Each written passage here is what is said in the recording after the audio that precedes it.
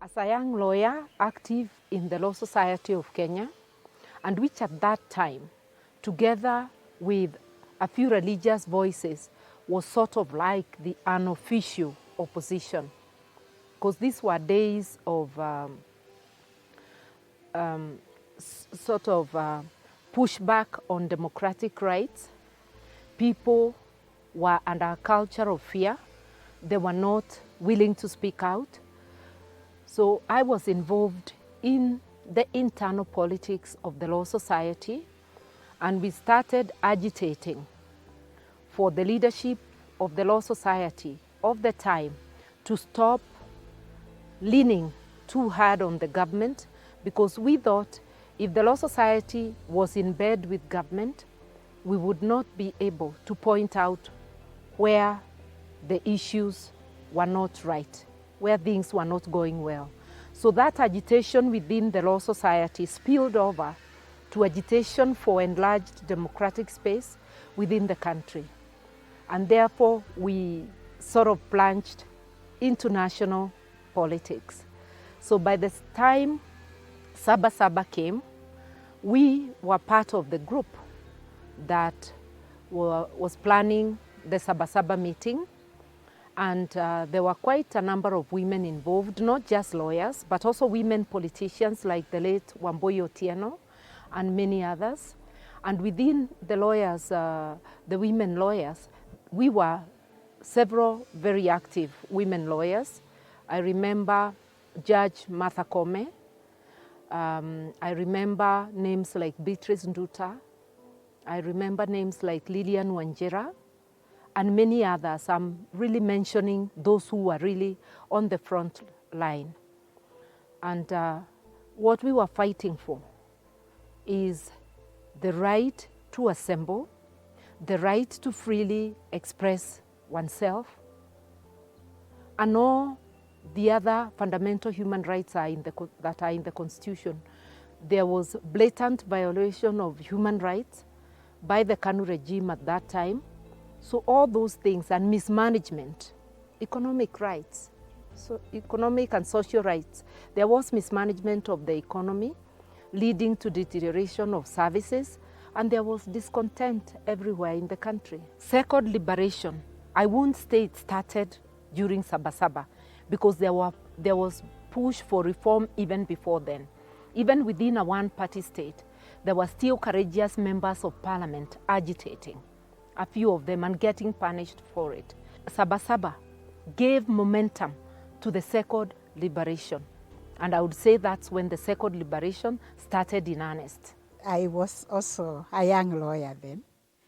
And the Law Society was involved in the clamour for constitutional review and democratization and independence of institutions, especially the independence of the bar and the independence of the judiciary.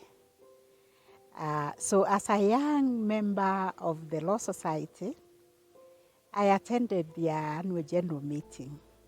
I think it was 1989. And there was a huge dispute over how the elections of the president of the Law Society was conducted.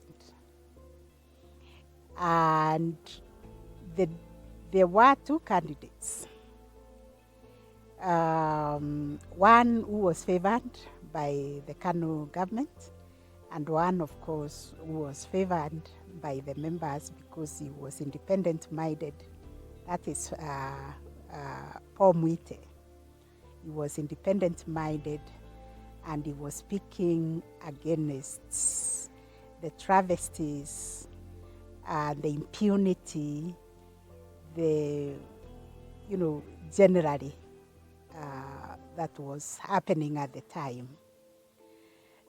So when the members questioned why the government had interfered, because that particular time, I remember Moi had publicly said that the elections of the Law Society were conducted in a free and fair manner.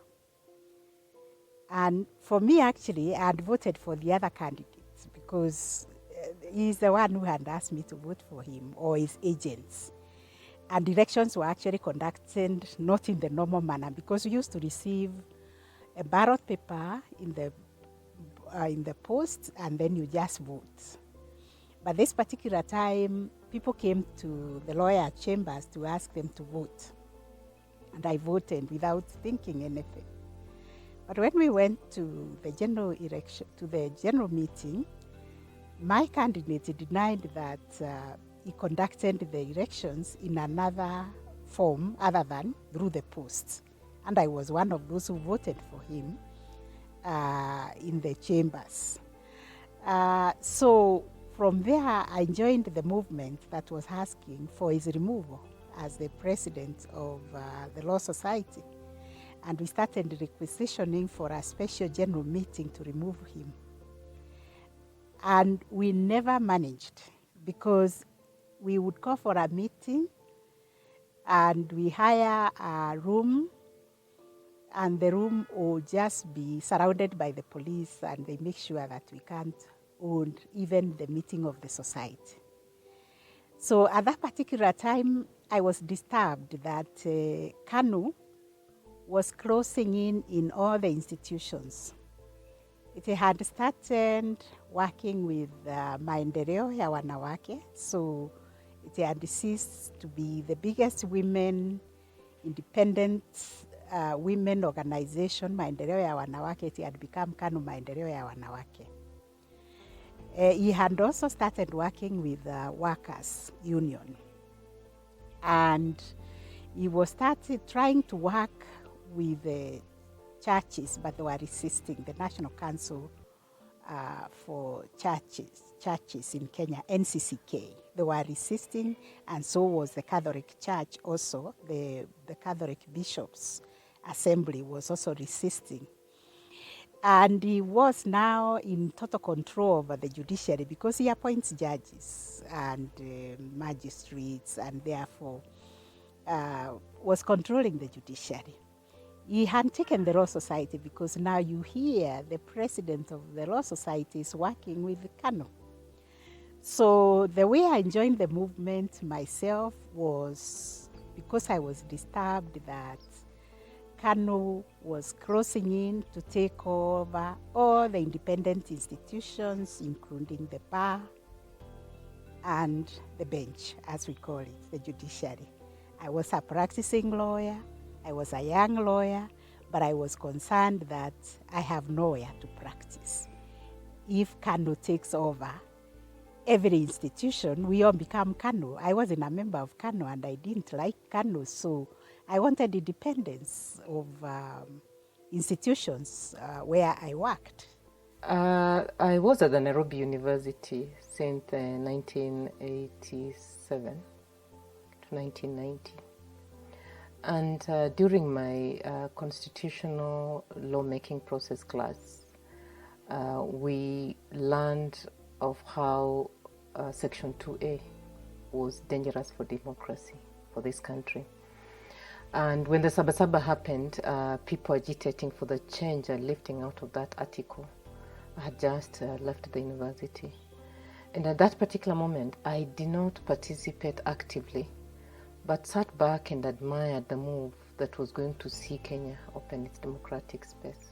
Although at that time I didn't consider myself a politician, we were actually calling for the repeal of Section 2A as lawyers and as citizens, for expanded democratic rights as lawyers and as citizens.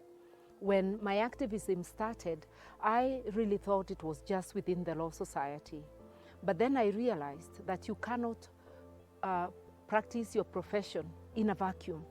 It's within the socio-economic and political context of the day. And I realized that politics does affect the environment in which you work, whether as a professional, as a business person, as a citizen. It affects your very existence. And therefore, we got active. I chose to get active. Recalling that there was restriction in terms of women participation in leadership, we got multi-party democracy. And what comes into our minds is that the space now is open for both men and women to participate. And when you look at the agitation that happened, the Fungamano House, for example, we had women there.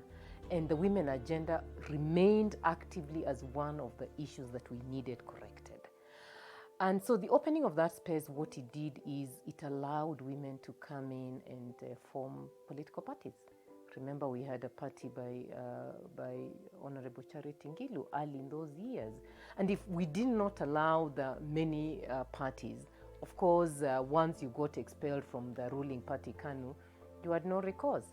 And we know we have many leaders, good leaders, who definitely went aside of what KANU thought they should be and remained partyless. And once you are partyless, then you would never find your foot into the political leadership of this country. So for me, I think the opening of the space for both men and women and giving women a platform. And women like Charity Ngilu, who did it the first round and thought really they can create a political party. We've seen Martha also coming and also creating a very strong political party. So for me, the repeal of Section 2A gave democratic space to both men and women of this country to participate in the political leadership of this country. Well, personally, I wasn't involved in the initial Saba Saba because I was still a student myself, and I was in college, and I wasn't around. But of course, we knew that there was an agitation going on back home for the expansion of democratic space and for a return to multi-party politics. So that's what I knew about it, and it was a very disruptive period. I was young, had just cleared school, and I was with my cousin who was already at the law school, and she told me there's Saba Saba going on. Do you want to come? Let's go and see what's going on at Saba Saba. And I was like, okay, what is it about? And she was like, this is about democracy. It's about human rights. And I was like, okay, fine, let's go see, because I've always been curious in life. And I was like, if it is something to do with human rights, justice, democracy, why not? Let me go see these people. And of course, there were household names like Paul Mwite, James Orengo, so it was going to be interesting for me to see them live. Raila Odinga had not seen those guys live, so it was a good thing for me, and we went. And just before Paul Mwite would even finish saying what he was saying, there was tear gas, and there were gunshots, and everybody was running for their life. And for me, that was an experience. It was the first experience of being tear gassed, and an experience of cheating death. I'd never been into a space where there are gunshots. And that really scared me, and I really ran for my life. And that was the first time I found myself in a dark room in Shauri Moyo. That's when I even realized that there's a place called Shauri Moyo. And of course we hid there, and there was some calm after a while, and then we ran back home. And I think that is the beginning of me to start to relate with rights. And I was like, surely, how could I have been tear gassed by the government? We were only going to see. I was only going to see and hear what is human rights, what is justice, what is democracy. And here I was tear gassed and scared to death, and I cheated death. So for me, I was like, I need to pursue this thing. I need to know further. What is this? What is this Saba Saba? What is it that I need to do as a citizen? When you look at the narrative of Kenya's struggle, not just Saba Saba, the freedom struggle, the formation of our state, the nation, makers of the nation, builders of the nation, it's a very male-centered narrative. Women, you have to look for the women to actually read more about their contribution. However, we know that there were women involved. People like Martha Karua, people like Charity Ngilu, people like Phoebe Asio, Grace Onyango. These are women that we got to know about. Rose Waruhiu. When we were growing up, they were women. They were in parliament. Niva Mwendwa. with Professor Julia Ojambo, but they were few and they were far between. There weren't that many women. We read about people like Chelagat Mutai with great fascination because she was a member of parliament at a time when the state was so repressive. And she really bore the brunt of agitating for the rights of her people, the people she was representing, but also daring to come up against the president. We remember when Wangari Maathai dared to announce, or really dared to take on the state with regards to the environment. And the president would actually stand on a podium and talk about that kamwanamke, very derogatory language directed towards women. And there was just an air of leadership, and politics was a very masculine domain, but there were women in that sphere. But we never got to hear about them. We still don't get to hear about them. We still have to keep insisting, even today, that women's stories must be told alongside male colleagues. And I think it has contributed significantly to this perception that women are coming to reap where they have not sown. But the story of Kenya cannot be told properly without telling the women's contribution. The patriarchal nature of our society did not allow women to actively take part in politics. Remember, we had maendeleo wanawake. And in those early years, remember, there were restrictions on even formulation of civil society organization. And for so long, for those of us who grew knowing Maendeleo was an affiliate of KANU. And sometimes the history is said that it was the women youth of the KANU regime. And clearly so, because it is like all women then were to join Maendeleo ya Wanawake, which was a platform then to make their voice heard. But at that particular time, we had women like Martha Karua. We had a judge now who worked very closely with Martha Karua, Martha KOOME. We had women like Professor Kabira, who clearly pushed the agenda using the pen. And using the pen is that being at the university, Marian Zomo has written quite a lot on the history of democracy of Kenya and women's participation. So clearly we had women who, if given the space, they would have led the process. But because of patriarchy, they had to air their views within the larger space that did not quite allow them the space to speak. Those readers who went to Kamukonji for the Saba Saba, the late Jaramogi, Moriro, Jeff Samara, Shikuku, Baumalis, all those guys who are the readers of the Saba Saba, including, of course, Matiba, used to meet in lawyers' offices because it was very difficult to meet in any other place. You organized to meet in a hotel, police will be there to raid the place or just make arrests.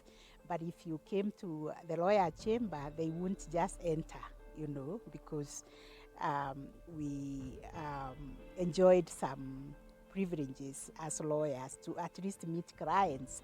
So the firm where I was working with Japheth Shamara is where they used to meet and strategize and plan. And I was at the center with people like Martha Karua, who was then my senior and my reader and my mentor. We would really support this team by drafting those statements that would be issued, by running around to ask for bail or bond for those who have been arrested for politically instigated offenses like, just meeting. You'll be arrested for meeting and you'll be charged with illegal assembly. You'll be detained without trial. So we used to learn a lot in the prisons committee to take instructions from those clients, file applications of habeas corpus. Some of them have been arrested and they cannot be found where they are. So we did a lot of learning around to support that team at Kamukunji.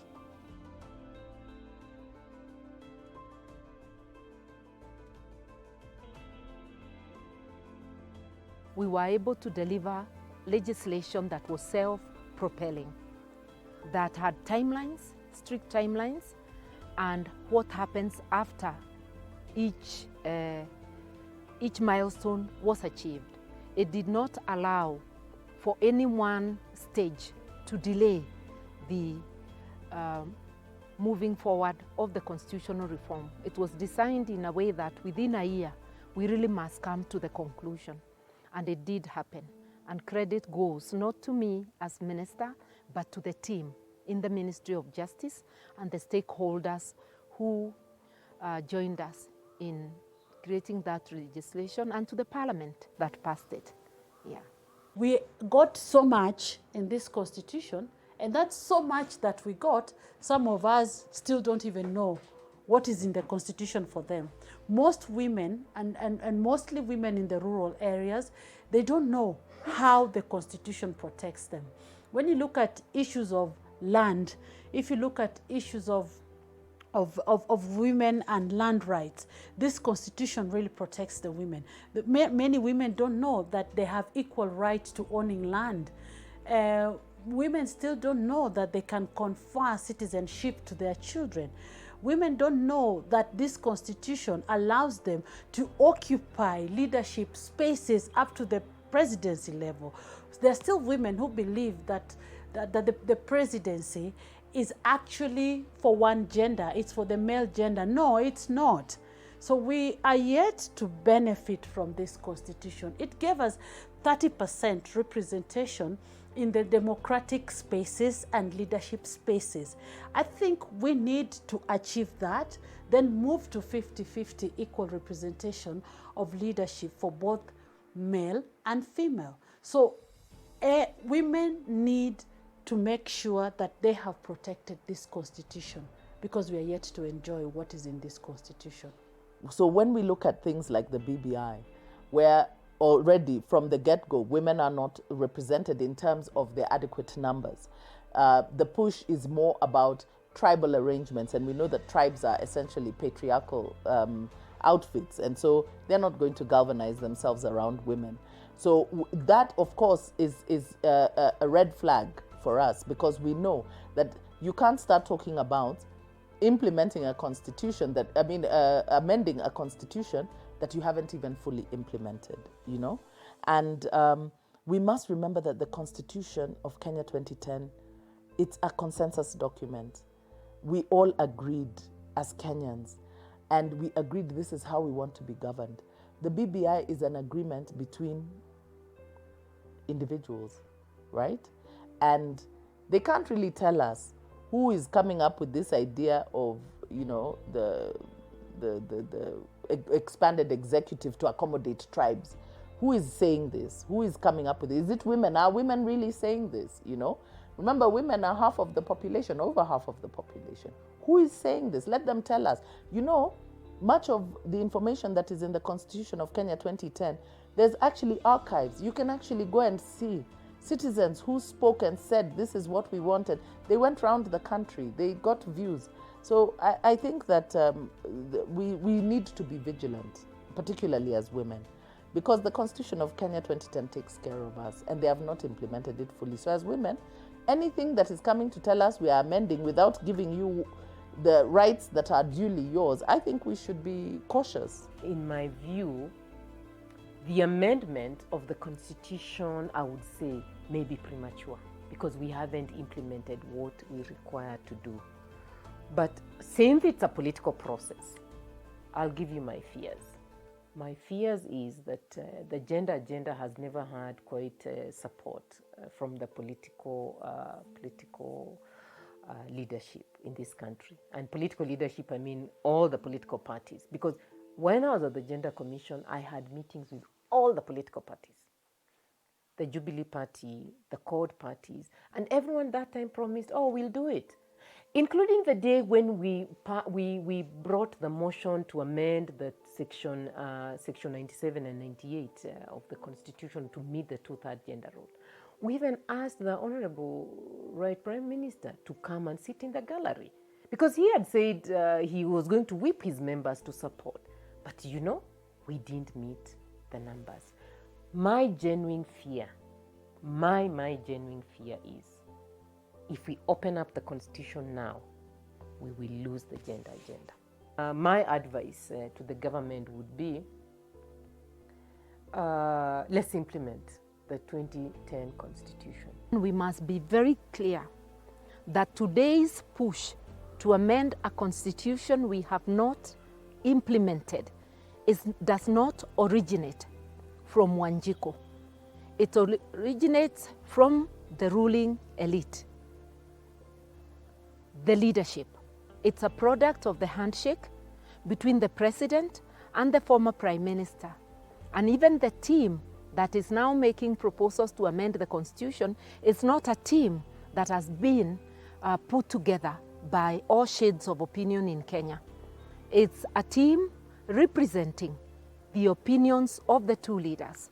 It's not an inclusive process.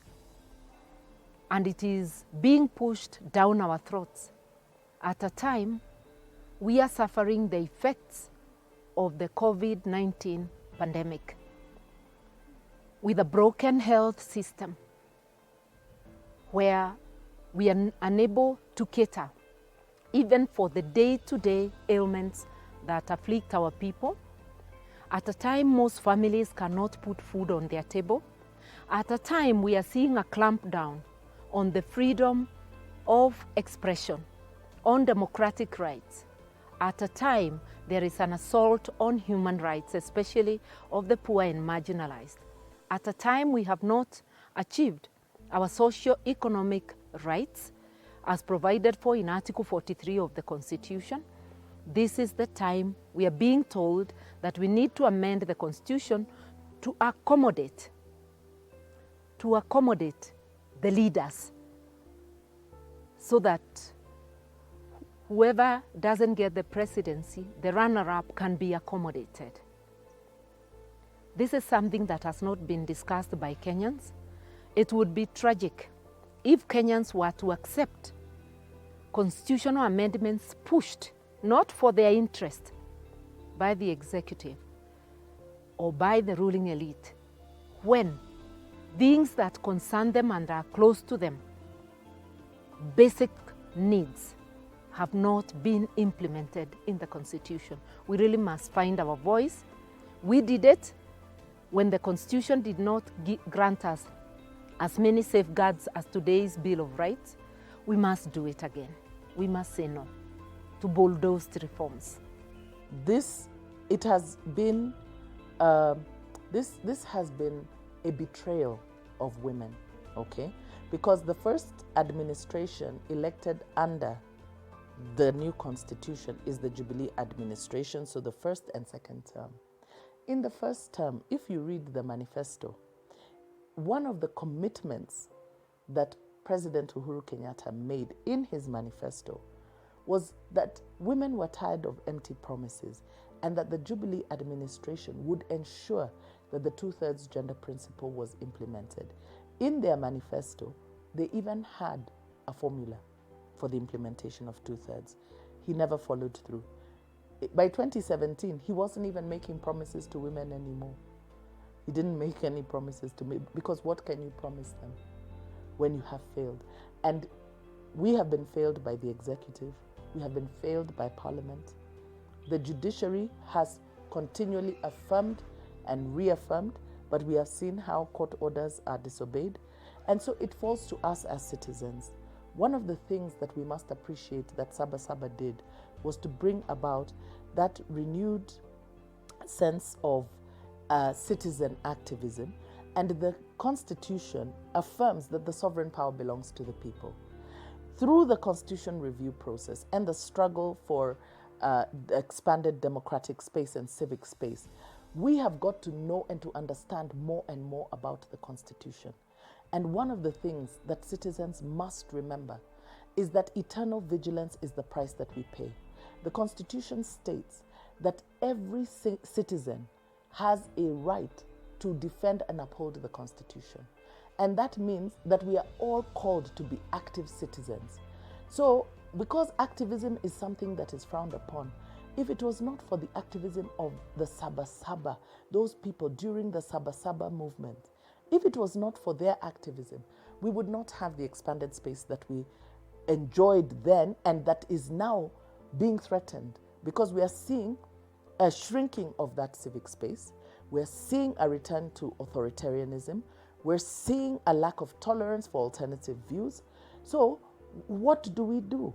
It means that as citizens, we must play our rightful role, understanding that the power belongs to the people and we donate it to the leadership. And when the leadership is not doing what is required of them, then as citizens, we must hold them to account, but we must raise our voices and we must do everything that we can to ensure that that space does not close once again, but also to make sure that we are able to enjoy the rights that are guaranteed to us constitutionally. Because remember, the Bill of Rights opening statement is that these are not rights given to us by the state. The state doesn't give us our human rights.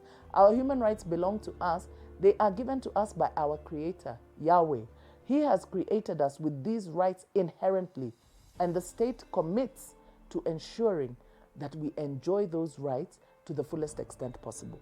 So when the government, when the state is seeking to constrain our rights as given to us by our Creator, we must resist. We must ensure that that space doesn't close up, not just for us, but for posterity. Because what will we say if tomorrow this space closes up and then our children have to grow up in restricted spaces, spaces where you do not have the freedom of expression, freedom of thought, freedom of conscience, freedom to think differently from somebody else, looking over your shoulder all the time. That's where we came from, and we must never go back there. So we have a responsibility, and it is a very serious responsibility that we should take as citizens. My parting shot to Kenyans is that it's up to you and me.